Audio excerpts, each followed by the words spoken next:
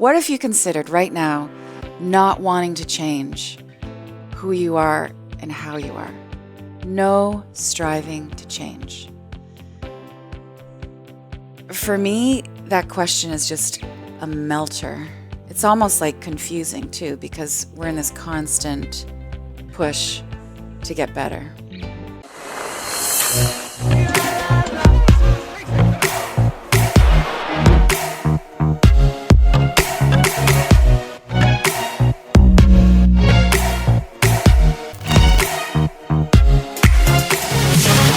Welcome back, everyone, to the School of Greatness podcast. Very excited about our guest. Danielle Laporte is in the house. Good to see you, my love. How are you doing? Too. I'm so great. Awesome. Yeah. I'm excited for you because you've got a new book out. It's called White Hot Truth. Make sure you guys go get this right now. It's a game changer. It's going to inspire you. It's going to give you a lot of wisdom and clarity. And one of the things I want to talk about that I loved, actually, is it gives you clarity, but there's also a whole page on here called The Paradoxal of Wisdom. Is that what it's called? Yes, the paradox of wisdom. Wisdom of paradoxal, right? Mm-hmm. And you talk about how truth and wisdom usually holds opposite points of views. Yes. And so it'll give you clarity, but it's also some confusion, right, to life, because you have these 14 different points, which I love, which kind of made me laugh. You say, like, forgive, but don't forget, trust, but do the work, get real, and be idealistic. So these different, paradoxical truths of wisdom. Why is this so? Why can't it just be one way? Oh, it's never one way. It's always and both. Wholeness is like inclusive. And this is just what I've found to be true for myself and like the people who I consider real deal teachers. There's always some contradiction. Mm-hmm.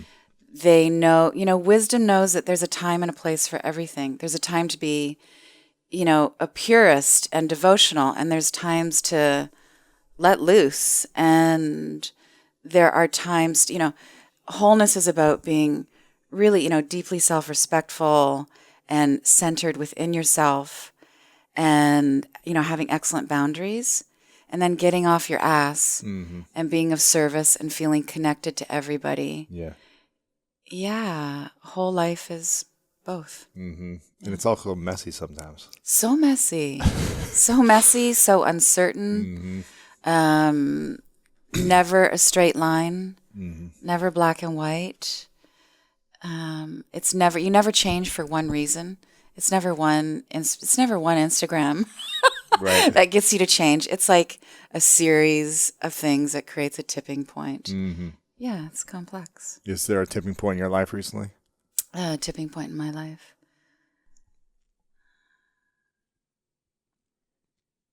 I feel like it's been this melting. Yeah, this slow burning, fire. And for me, things never come in an explosive way. Like I never feel like, I had the breakthrough. Like an aha moment. It's not the aha. It's just this slow grind to figuring it out. Sometimes it's about feeling just worn the fuck down. And that's when the revelation comes. And like just so exhausted, you're like, okay, something has to shift. Yeah. Or I get it. I'm giving up. I'm letting it go. I'm not a fan of the word surrender, but I'm just gonna be and allow. Yeah, so no lightning bolts for me. I used to really want lightning bolts. Like I used to think it would be so great to have a near-death experience. Something that like wouldn't leave me disfigured or super traumatized, but just like I wanted, wake you up. Yeah, I wanted to see the light and have one of those like transcendental things that would be like really transformative, and I could maybe get a great book out of it, And my life is just much more normal, and I'm like really okay with it. Yeah. Yeah. Yeah. Okay. Well, what's the biggest lesson you learned in writing this book? Because it's a journey writing a book, obviously. I'll tell you. Yes. The biggest lesson in writing this book was about being more self-referencing. I mean, really, the heart of this is about being your own guru. And after I was finished the book, I realized that I was still pretty addicted to getting outside input, Like, it was one more psychic reading. It was another intuitive something. It was like, well, maybe I need a more specific business coach for this specific issue. Just like one more psychotherapy session, you know? One more yoga session. Yeah. One more retreat. Yeah. Yeah. And so I have gone on an input fast.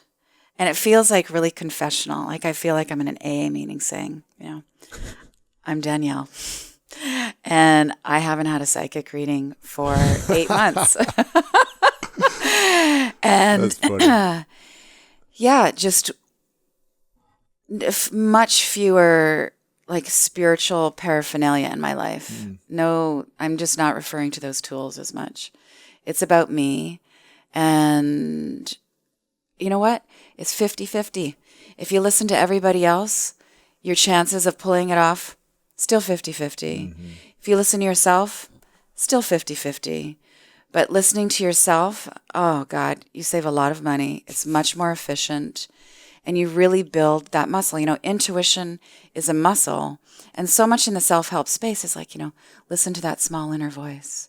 And there's so much noise coming in. People can't hear that small inner voice, let alone trusting it, let alone acting on it. So you need to just stop with the input and create some space. And then you can hear yourself. And sometimes it'll be right. And sometimes it'll lead you somewhere else that you'll think is wrong, but that'll turn out right afterwards when you zoom back and look at the whole situation. But yeah, input fasting. It's good for you. I mean, how do you think people should create a structure for themselves to have that space? Because we're so attached to the phones and, you know, being in the digital information world. What do you recommend to create that space? Yeah. Less seeking of external input, as I just said. I think you have to have some kind of practice of stillness in your life. Yeah.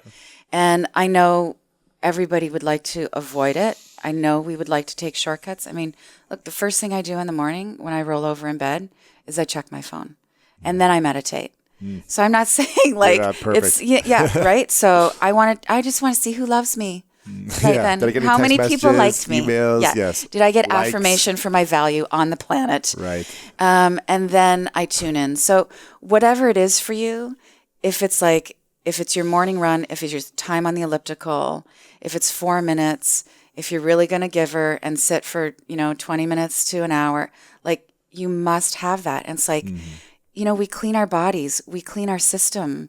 That light that you encounter when you're in a meditative state, that is a cleaning of the mind, and it needs to happen so that you don't get the fog, the confusion. I mean, I think at the most basic level, so many people can relate to just waking up in the morning and not knowing exactly what the priorities are. So many people do that. Right. It's that fogginess, and this can go on for years. Decades for people. Decades. And then they wake up and they say, what's my purpose? Yeah. What am I doing all this for? Yeah. What's the reason? It adds up, and you're on Prozac, you're in the wrong job. Smoking, drinking. You're in the wrong relationship. You don't feel the way you want to feel. So regular stillness. I think there's a difference between meditation and contemplation and prayer. Ideally, you're using all of them. I meant meditation it's formulaic. You're sitting. It's a process. It's an actual process, and you find the way of meditating that works for you. Contemplation is just like you're actually actively thinking. You're very much in your mind thinking through things. You are being considerate about what's happening in your life. And then prayer it's a conversation, and prayer can be, for a lot of us, it's just making the request over and over again. For me, I'm much happier when prayer is about gratitude, and I really want to meet my maker halfway. But those things, that's the reason everybody's been talking about it for 2,000 years. Right. Stillness needs to happen. That's true. Now, you say the best self-help is self-compassion. Yeah. Why is that? Booyah. Yeah. That's it. That's the whole point. My journey has been one of exhaustion and burnout. And You seem pretty good right now. I'm so good right now. I'm so liberated now. Yeah. I am rested and filled up with a lot of gratitude. And there was always lots of gratitude, but I'm not striving anymore in the way that I used to strive. You mean you just be constantly working and grinding type of thing? Yeah, or? there was always the career grind and, be seen, hit the list, get the followers. I mean, like we're in the same space. Yeah. But underneath that, there was this spiritual striving. So, I grew up Catholic, and it's all about impressing God. It is all about the points. Right. And getting access. You're in or you're out, if you're good or you're bad. And I mean, that's a very black and white way of putting it, but that's not that far off. Right. And I thought I let that go. I thought I let that striving go. I thought I was freer than I really was, but I'd really just replaced that dictatorial God with another kind of God who looked really great in black yoga stretchy pants. Sure. I went to Burning Man. It was like, it was much more progressive and sexually liberated. Right. But I was still really just trying to get these cosmic brownie points as, am I good enough? Am I enlightened enough? Are my thoughts clean enough? Have I done enough cleansing? And it's exhausting and expensive. And, I was looking at my day planner. It's like there's a channeling appointment and there's a yoga retreat and I got to go get my fucking protein powder. We're over obsessed with protein. And then there's a therapy session and then maybe, and what if I just let go? Just for a moment, what if I even just considered letting go? We'll just ask everybody listening right now. Where do I look? What if you considered right now not wanting to change who you are and how you are? No striving to change. For me, that question is just a melter. It's almost like confusing too, because we're in this constant push to get better. Mm-hmm. And when I started to let that go, because that does not happen in a lightning bolt, because that is so deeply ingrained, because I'm actually living a really normal life. Yeah. There was more spaciousness, and I became much more friendly with myself. When you let go of striving? When I let go of the striving. But is that striving to achieve or striving to become a better human being? Both. I'm not broken. Mm-hmm. I'm not flawed. I'm not, I don't need to be fixed. I need to be celebrated. I need to be honored. I deserve to be loved. And that has to start with me. Mm-hmm. And so all of those moments where I'm just like, you should have said something different. You should have worked longer. You should have worked harder. You should have been more loving. This is a big one. This is a big one, especially for women. You should be over it by now. I mean, those are really harsh things that we would never say to our best friend. You sit with your friend again and again and again, and you listen to them go on about the chump when you're like, I think you need to dump the chump. But you listen. And so, the medicine really happens when we feel like we're at our worst, when we are our biggest loser selves, and you say, you're trying your best. Of course you're in pain. Of course you're still hurt. Of course. And then there's some space. Some solutions start coming in. Yeah. You stand up a little straighter. You have just succeeded at being that loving person that you've been going to all those damn workshops about because you loved yourself when you thought you were a loser. Mm-hmm. Yeah. And it makes you so much more, that self-compassion makes you so much more flexible and compassionate for what other people are going through. And you become less of a preacher. I mean, I became less of a motivational speaker. Just like, listen, this is what I've been through. Mm-hmm. Everybody's where they're at. You are pre-qualified just because you showed up. Mm. Yeah. Hmm. Yeah. Do you feel like you, talking about growth, do you feel like we should be consistently trying to grow or just stay where we're at? Oh, I don't think that we should stay where we're at. Okay. I mean, the desire is still there to, I mean, I'm a seeker. I am hungry. I want the answers. I am driven What to are the answers serve. you're looking for? Oh, I want to know how creation happens. I want to know how colors are made in the universe. I want to know our relationship to, other species on this planet, into other dimensions. I want to know what our true nature is. I want to know where joy comes from. I want to know what love really is. Like, what is the science of love? What's the esoteric explanation? Why is the planet a mess? I want to know where hope comes from. Where does hope meet being realistic? I want to know if there's such a thing as destiny. I don't think there is. I want to know the difference between hope and optimism. I want to know where ideas come from. Are the ideas coming from within me? Are things preordained? Can we really tell the future? Like, clearly, I have some questions, Sure. And I have to be of service.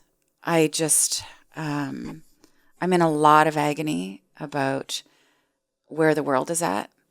I struggle a lot with staying hopeful. Mm-hmm.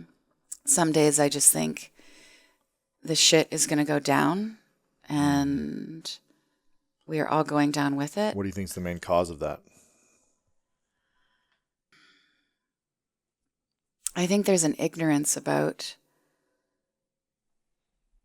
our true power. I think that all darkness comes from not facing your soul. I think when you are not facing your soul, your truth, your full potential, your God nature, illusions start to happen. And you feel disconnected. And when you are disconnected, you can very quickly turn into an asshole. Mm-hmm. You don't recycle. You don't include other people. You judge. You judge. It is the seed of racism and bigotry and misogyny. That's what I think the problem is. It is the deepest, darkest kind of disconnection from our light, from our beauty. And yeah, being connected, to use, your word, being connected with your greatness. It makes you really fierce in some ways. It's that drive to serve. And it also makes you very soft. And I'm really starting to get that growth is a softening. Yeah. Not a hardening? Nope. I'm curious. I was going to go down a different path there. We'll just leave that. I know where you're going. Yeah. Let's talk about beliefs, because you said you grew up Catholic and you grew up with certain beliefs, I'm assuming, right? With religion, from parents, from friends. Yeah. And I'm assuming that you have certain beliefs now that are different from your first 20 years of life, right? Oh, yeah. Yeah. Yeah. Now, why and how do we choose our beliefs? And how often is it okay to change them? Well, you can change your beliefs daily. It might drive you crazy, but it's up to you. This is a democracy, right? I think we choose certain beliefs, and this is a really fantastic question, because of comfort. I think that's the driving reason. We want to know that if we are good, we will be rewarded. We want to believe that all of this is going to pay off. And we all have different limits on the payoff, right? Like, some of us believe that if we are good today, it will pay off tomorrow. If we are good in this lifetime, we will get the rewards in the afterlife. Some of us believe if we do what we feel is right, our version of goodness today, it'll pay off sometime in the grand scheme of things. The reward might not come in this lifetime. But yeah, I think it's all about comfort. How often do you change yours? Well, it depends on the belief, right? It's a slow game. I mean, I'm in this for the long game. I'm in this for many lifetimes. I think big cultural change takes generations. Yeah.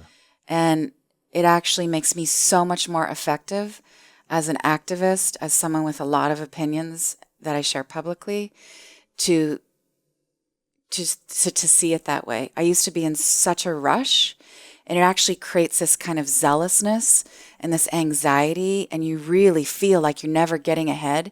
And the irony, for me at least, with just having this bigger perspective is I can see progress more now. I'm so much more patient and loving. And, oh my God, my opinions are sharper than ever. I have more things to say, and I want to be really persistent and loud about it. Really? Yeah, it's time.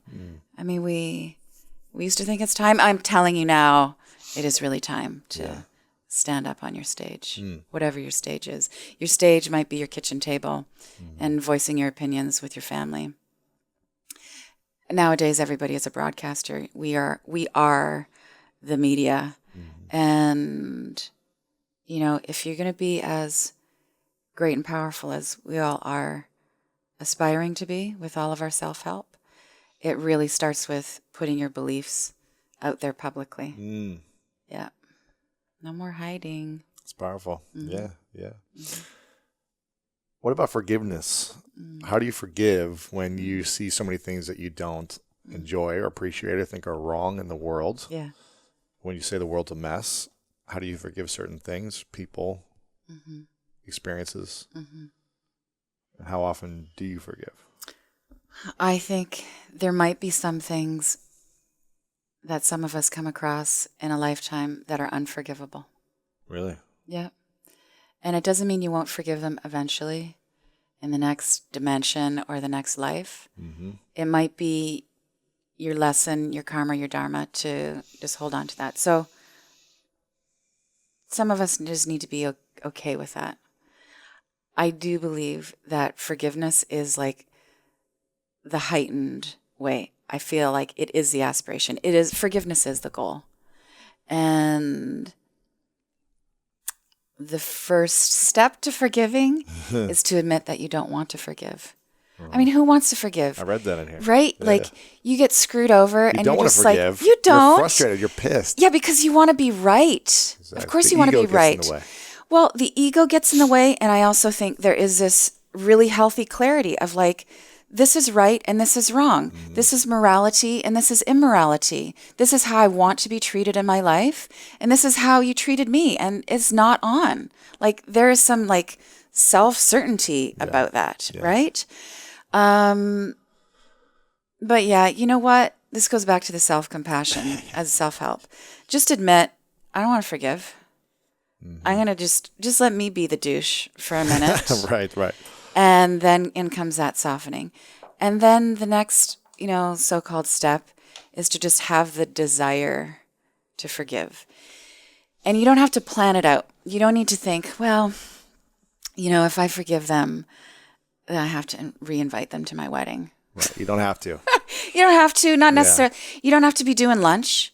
Right. Just have the desire. It will work its way through you. You will write a new story with that person. And my experience has been, we relate to people on a personality level. You have your persona and, you are a soul named Lewis. And you got your stuff, and you may or may not change. So I have to relate to you in that way. So I may put up very clear boundaries with you. Stuff meaning like stuff that you may not appreciate or stuff that's messy. Like or whatever. say, you done me wrong. Right. Forgiving doesn't mean I need to give you a chance to like do me right, so to speak. But I can forgive your soul. And I can do the multi-dimensional work to be like, We're all learning. I totally get that on some level. I am one. We're all in this together, and I'll work from that place. Mm-hmm. But on the day-to-day, we're gonna part ways. Right. Yeah. And, what's the difference between judgment and discernment? You have a great little quote that I read in the end about this. But once you feel done wrong by someone, how do you not go to a place of judgment on that person and say, this is who that person is, or talking bad about that person? Because I've done that in the past where I felt like someone did me wrong and I'm just like bad-mouthing them, right? Because I'm just pissed. Yeah, and then I catch myself and I'm like, all right, is this doing me any good? It's just hurting me more by talking negative about someone else. Mm-hmm. So how do you go from a place of not being frustrated or judgmental on someone or situation and just being more discerning and letting it go? Mm-hmm. Well, I have two answers to that. I mean, one point is that I think you bring up a really good part there about, is judgment hurting you? Mm-hmm. Is you talking shit about other people self-destructive? I think it feels good in the moment, but then at the end of the day, I think it's hurting Well, it's you. like a hit, right? Yeah. It's like a good, heavy nicotine smoke. That person. Yeah. Of course, we all do that. And I think that piercing judgment, that shit talk, is damaging, actually. It's really hard not to do. Mm-hmm. But if you keep it up, it's poison for yourself. And you know what's right and wrong, and it's better to keep it clean. But you need to have your moments, in your inner circle. You mean you need to be able to share with your close friends, is what you're saying? Share with your close friends. Let it out if you need to. Yeah. Judgment is a bitch. Judgment is narrow-minded. It's poisonous. Judgment is a very small thinker. Judgment is ruled by fear. Judgment is hyper-protective. It's very survival-based.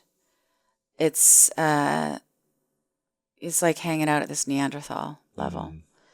Discernment is a higher perspective. It really kind of sits at the center and it can see right and wrong. It's got a 360-degree view. It's much more flexible. It's rooted in service. It wants justice. It wants to restore order for the right reasons. Right. And you've got to be discerning if you're really going to tap your power. You've got to be discerning if you're really going to be a creative with a capital C. You need to know the difference between ethical and unethical, between what feels good and what feels offensive to you. And, there's been some times where I've gotten some pushback for sharing my opinions, and it's that new age chick pushback. And I get it because I am a new age chick, but it's like, that's a little judgmental, Danielle. And, especially if you are a female speaking out against another female's behavior, which I very rarely do, but there are times to do that, to say, this is not moving anybody forward, especially feminism, right? And I get that. Well, that's not being very spiritual. Well, actually, it's not very spiritual of you to tell me I'm not being very spiritual. There's lots of judgment here. But you need to voice what is right and what is wrong for you. And that is how you create change. We cannot move forward if we say, this is broken. Yeah, we need to spot it. How important is it to understand one's ego when it comes to spiritual growth? Oh, the ego, I love my ego. Yeah, I mean, of course I do, right? Because that's what the ego does. The ego loves itself. Yeah, that was a double entendre. The ego is so misunderstood. I mean, I put it in the category of the word love, forgive. It's just really complicated. You have to have an ego to move through the world. You do. It is in some cases, it's a really healthy defense mechanism. The ego is so related to persona. It's like you have a brand that is, closely part of your spirit. Like you're on target, right? I have become this so-called brand, which still kind of makes me laugh. But that's ego.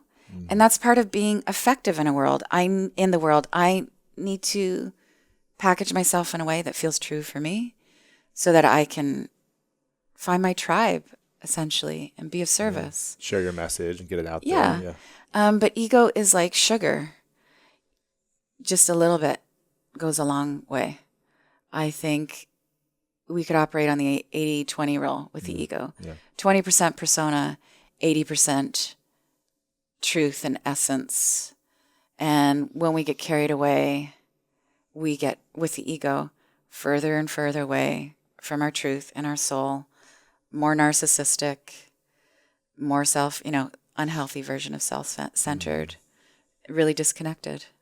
Yeah. Is there anywhere you feel disconnected? Anywhere that I feel disconnected? There's some people I feel disconnected from sometimes. Like I just did a speaking gig. And what I do is I walk the room before my gig. And of course I can't be incognito. I come out and people are just like, oh, hi, what are you doing out from behind stage? I'm just like, I just want to be with my people. And I recently did a gig and I walked down and I was like, mostly dudes, 30-something, business. They want to know how to rock their Facebook following. And I'm just like, fuck. I don't know how this is going to go. Right. Because I'm going to be up there talking about facing your soul and what conscious business really is. And I don't care if you're going public. Do not give a shit anymore. I care what you are doing for the public. And I had to pivot pretty quick. And I knew that I was not going to hit it with the majority of that audience, but I knew I was going to hit it really deep with some people in the audience. And my calling in that moment, like my what I had to rise to was to be myself anyway.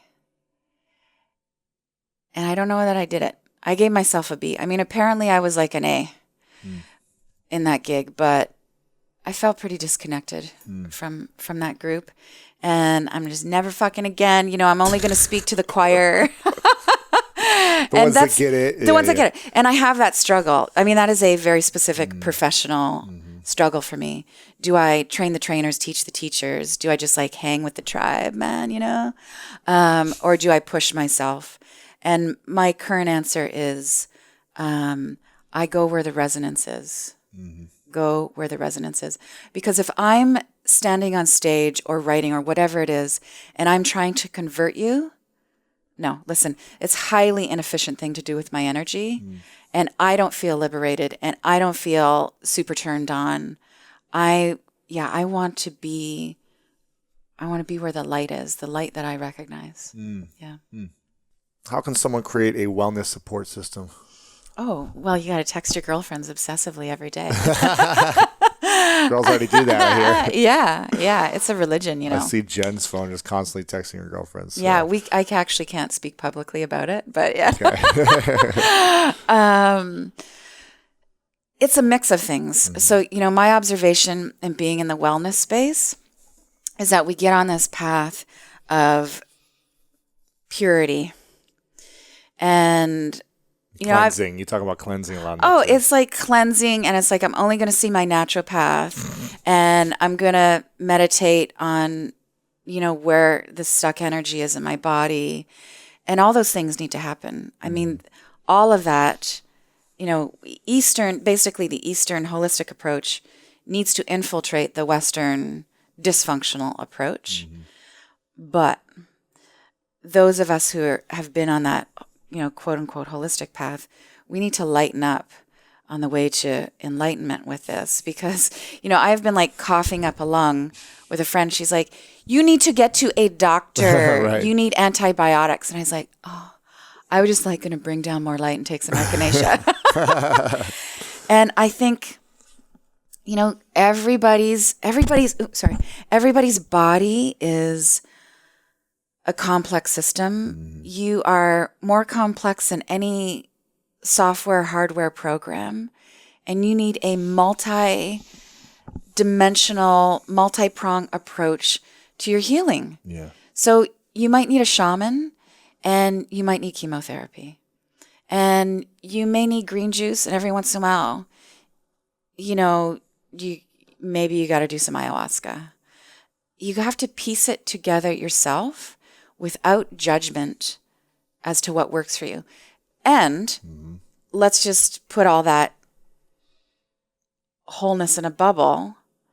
And I also want to say, we are a culture who is addicted to antidepressants and prescriptions that come from people who don't really know us, who don't take the time to test us properly, ask us about our personal emotional histories. Right. There's so much addiction and blindness happening in the wellness space. So, and there's not one pill fits all. No, there isn't. There isn't one spiritual prescription. There isn't one medical prescription. You have to kind of quilt together your program. And it takes more time. It takes more patience. It takes more courage to do that. Because you don't just have your 15-minute appointment. Right. You got to do your research. Time. Yeah. What do you want people to know about White Hot Truth? And why should they get it? White Hot Truth, and why should you get it? Besides the fact that I love it, but.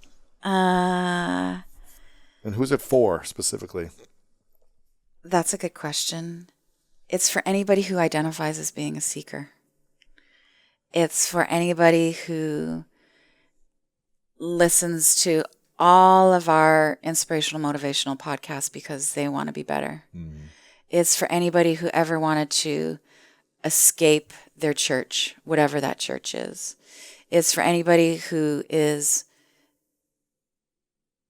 in the self-help space and still feeling like it's not quite right for them. Like there's this question around boundaries. It's for anybody who is tired of a point system around going to yoga. It's for anybody who thinks their goals might be just a little bit fucked up right now. Yeah. And what do I want people to know about it?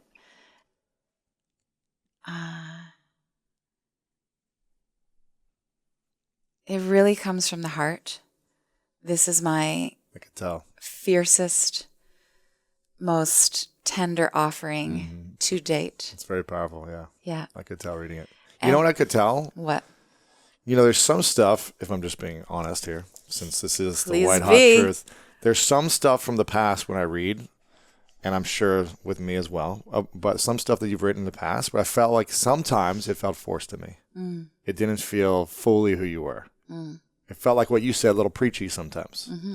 And this feels the most authentic I've ever seen the type of work you've done. It feels like, yes. I was like, yes, yes, yes. And that's all you. I can feel it. So that's what I really love about it. It feels like something you don't want to put out. It's very powerful. Thank you. As opposed to like, she preachy or she this or, Oh, well, I'm still just as preachy. Yeah, but it's more authentic, I think. In the past, there was this anger and this pointedness and this kind of, that edge. Yes. I really wanted you to fucking hear what I had to say. Yes. You still want people to hear it, but there's a softer edge. Yeah, now I'm just not as attached. Yes.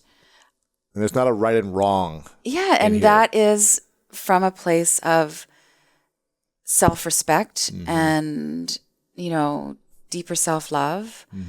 I'm divorced now, and I was in a long-term relationship where there was that constant push and pull, and that really affected my creative output. When you're swimming in conflict, whether it's romantic or professional or creative, or health, it will seep into your whole life. And so part of my path of liberation was like cleaning all of that up, really reclaiming my body, my sensibilities, my beliefs. And it's good. It's whole. Yeah, it is. Yeah. It's a great book. Yeah. A few questions I want to ask you left. If you had an unlimited amount of money, Yeah. just given to you that you could use to solve one challenge in the world. And you wouldn't have any money left, but it would solve that challenge or issue or concern or cancer. What would you want to solve? I love questions like these. Yeah, because this is an impossible question. Love it. One. And it was solved forever. I don't know if it would solve anything forever, but I would like this to go on forever. It would have to do with mindfulness in children. I think if you can teach kids to be self-reflective, to know that they have control or a lot of control over their nervous system, if you can teach them about their innate power and mental clarity and beauty, boom, you have connectivity.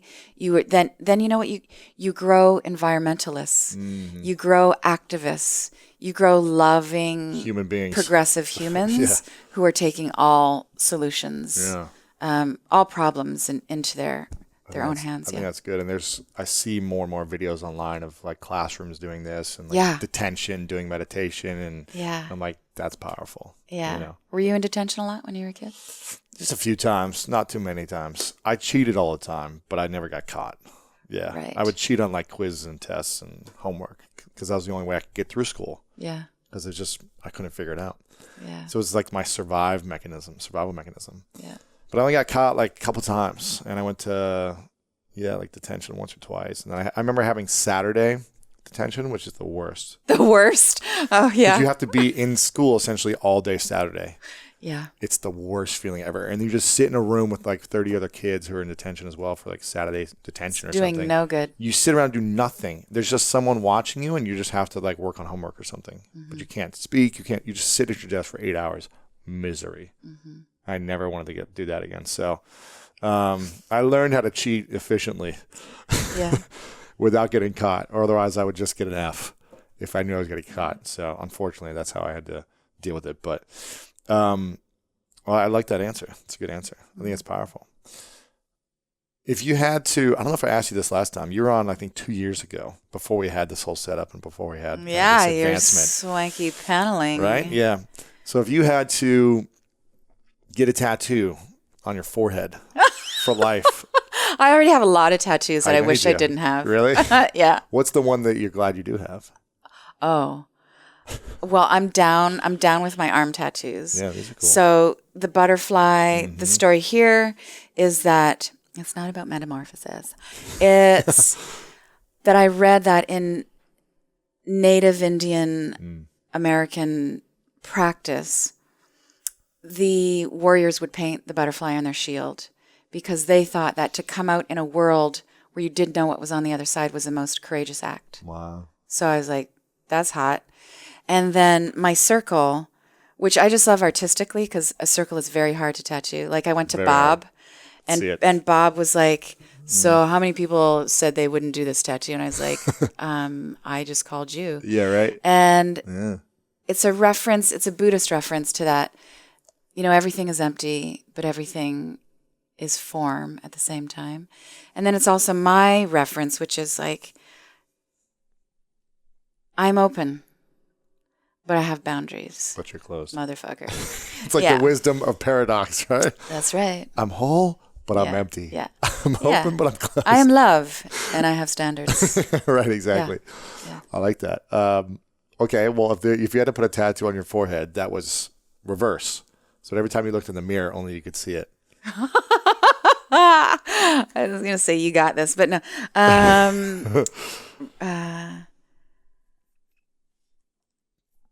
Well, listen, my design sensibility is very strong. So I would just have a beautiful bindi dot right there. And it has to say something. A word. Sorry, I'm really not. Phrase or word? I'm not following the directions. Yes, a phrase or word. You are here. You are here. There you go. Okay. I don't know if I asked this last time. This is called the 3 truths. Okay, I got a lot of truths, so I can give you 3. Perfect. Well, you got the truth bombs. Yeah. So this is the 3 truths. Okay. You've written many truths. Okay.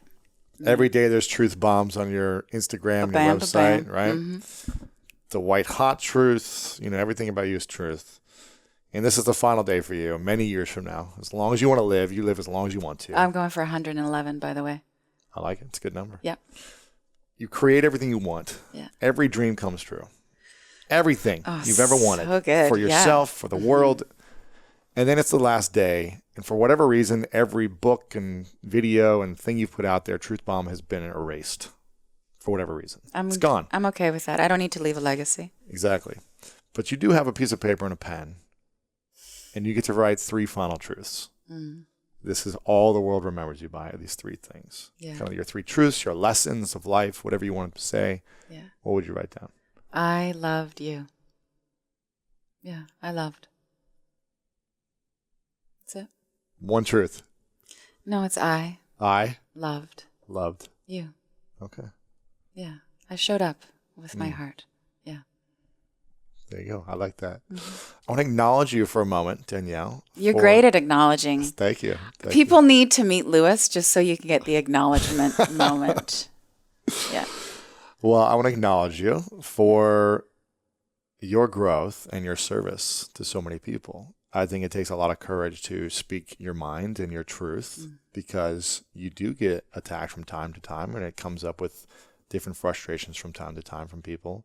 So you putting your voice out there for women especially, but for men as well, is such a profound thing to show them what's possible for their lives. So I'm very grateful for your truth, for your courage, for your love to the world, and for your constant growth to create products like White Hot Truth. So thank you for all you do. Yes. Do my best, brother. Yes, yes. Yeah. Make sure you guys get the book, White Hot Truth.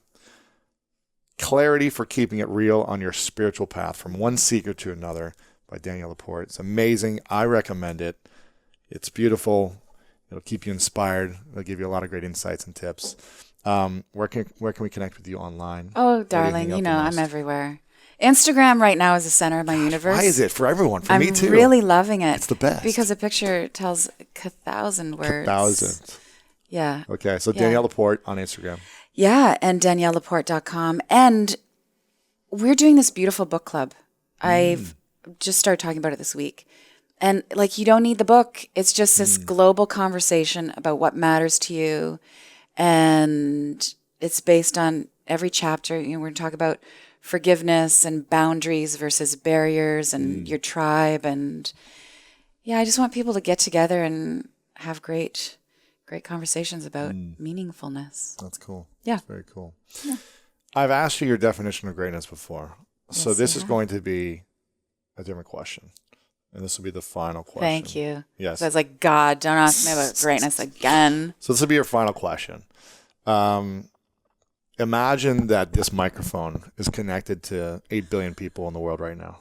I think there's 8 billion people, right? How many people are on the planet? Well, yeah, as Close of to 8 last billion. night is 7.5 billion. Really? Yeah. Okay. 7.5 billion, plus all the newborn babies. And there's The babies. headsets connected to the babies in the bellies everywhere.